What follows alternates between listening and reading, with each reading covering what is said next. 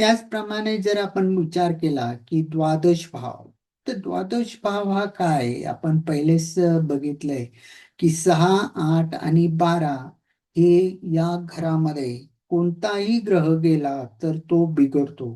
कारण या घराचं जे कारक तत्व आहे हे फार विचित्र आहे आणि जातकाला नको असलेलं म्हणजे त्रास देणारं, संकट देणारं, संघर्ष करायला लावणारं आणि वाईट प्रसंगाचा अनुभव या घराच्या कारक तत्वावरून आपल्याला बघायला मिळतो. तर द्वादश घर म्हणजे 12वं घरापासून आपण काय बघतो तर सर्व प्रकारचे खर्च जो माणसाला नको असतं. खर्च खर्च म्हणजे म्हटलं की माणूस म्हणजे अंगाला एक काटा आल्यासारखं होतो, खर्च नको.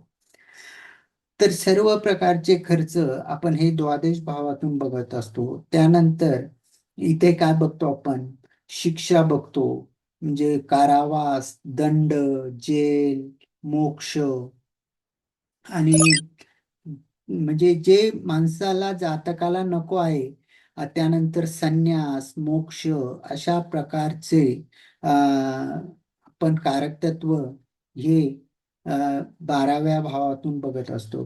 कारण माणसाला कोणत्याही प्रकारचा खर्च नको आहे, शिक्षा पण नको लागते माणसाला. असं कोणाला वाटतं का आपलं सगळं चांगलं चालू आहे ना आपण जेलमध्ये जावं, असं वाटत नाही.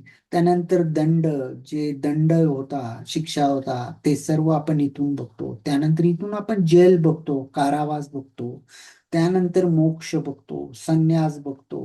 म्हणजे हे विभक्त भाव आहे फॅमिलीपासून. अशा प्रकारचा विचार आपण हा कुंडलीच्या 12व्या घरापासून करत असतो. तर या ठिकाणी जर रवी आला तर काय फळ देईल, तर अर्थातच रवी जर असेल तर तिथे खर्च करणारा हा जातक असेल किंवा मनुष्य असेल. उधणे खर्च म्हणजे एक उधळमान करणारा, खर्च अति प्रमाणात खर्च करणारा, मान प्रतिष्ठा डामडौल मोठेपणा यासाठी मोठ्या प्रमाणात खर्च करणारा ही व्यक्ती असते.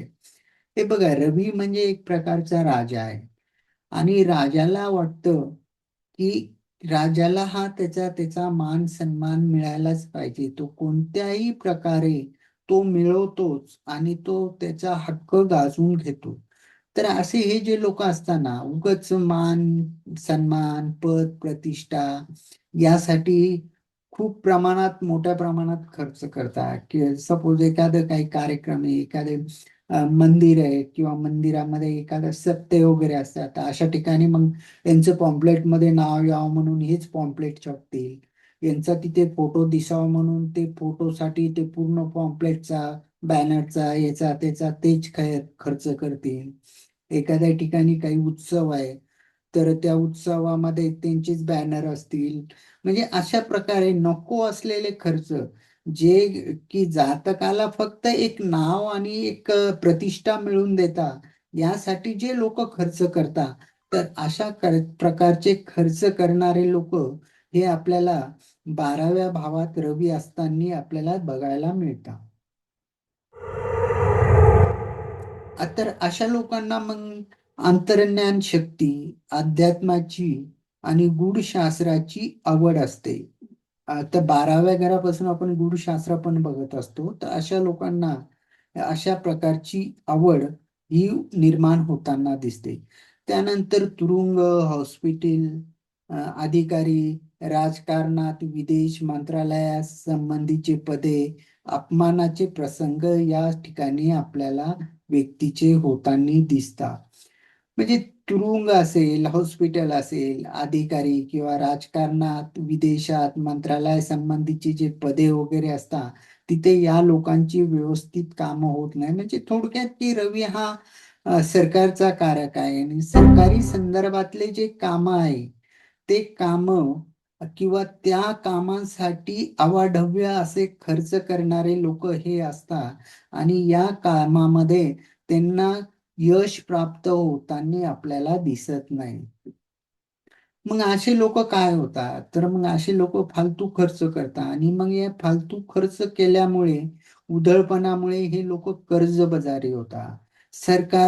सरकार विरोधामुळे तुरुंगवास, अपकीर्ती अशा प्रकारे हे कुठे ना कुठेतरी कोणत्या ना कोणत्या रॅकेटमध्ये हे पकडल्या जातात आणि त्यातून त्यांना मग पुढे शिक्षा, तुरुंगवास, खटले, अं, अपमानाचे प्रसंग, असे प्रकारचे प्रसंग रवी 12व्या घरामध्ये असल्यानंतर आपल्याला हे बघायला मिळतात. म्हणजे हे लोक उधळपणाने जास्त खर्च करतात, मग त्यामध्ये वेगवेगळे ते काही कामं करतात, काही मोठ्या मोठ्या रॅकेट्स मध्ये स्लॅम मध्ये अडकले जातात. मग त्यांना त्यांची कोर्ट कचेरी चालते, मग त्यातून कोर्टातून त्यांना दंड, तरत नंतर शिक्षा, आणि नंतर हे लोक अशी अपकीर्ती आणि अपमानास्पद वागणूक झालेली यांची आपल्याला बघायला मिळते. या प्रकारे रवी जर प्रथम भावापासून जर 12व्या भावात असेल तर आपण काय फळ जातकाला मिळतं हे आपण आता व्यवस्थितपणे इथे बघितलंय.